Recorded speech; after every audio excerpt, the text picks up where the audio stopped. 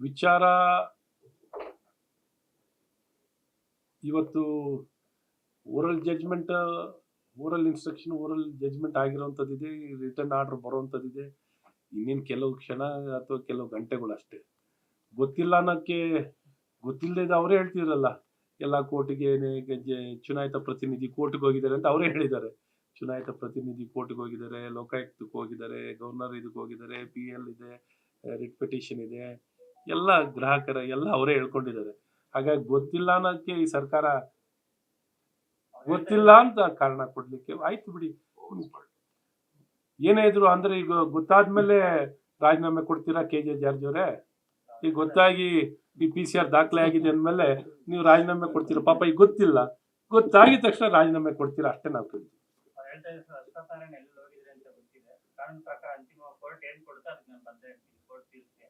ಅದಕ್ಕೆ ಈಗ PCR complaint ದಾಖಲಾಗ್ತಿದ್ದಿಲ್ಲ, ಪ್ರೈಮ ಫೇಶಿಯಲ್ ಕಾಗ್ನಿಸೆನ್ಸ್ ಇಲ್ದೇನೆ ಕೇಸ್ ದಾಖಲಾಗಲ್ಲ.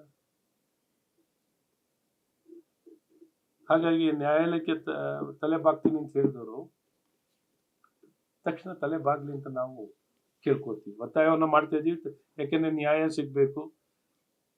ಸಿಗ್ಬೇಕು ಅಂದ್ರೆ ಇವ್ರು ಯಾವುದೇ ಅಧಿಕಾರ ದುರ್ಬಳಕೆ ಆಗದೆ, ಹಸ್ತಕ್ಷೇಪ ಆಗದಿದ್ದಂಗೆ ತನಿಖೆ ಆಗ್ಬೇಕಾಗುತ್ತೆ. ಈ ತನಿಖೆ ಆದಾಗ ಜನರಿಗೆ ಮತ್ತು ಸಮಾಜಕ್ಕೆ ನ್ಯಾಯ ಸಿಗುವಂಥದ್ದಾಗುತ್ತೆ. ಹಾಗಾಗಿ ನಾವು ರಾಜೀನಾಮೆಯನ್ನು ಕೊಡಬೇಕು ಅನ್ನೋಂಥದ್ದು ಬಹಳ ಸ್ಪಷ್ಟ. ಕೆಲವು ಗಂಟೆ ನಂತರ ಪಾಪ ಸಿಗುತ್ತಲ್ಲ, ಹಾಗೆ ರಾಜೀನಾಮೆ ಕೊಡಿ.